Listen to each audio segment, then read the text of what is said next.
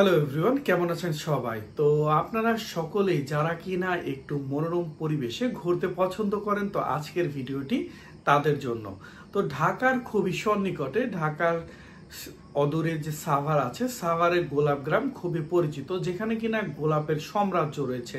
এখানে প্রত্যেকটি জায়গায় রয়েছে গোলাপ গ্রামের যে একটি সুবাস, বা পুরো গ্রামটাকেই গোলাপ গ্রাম বলা হয়।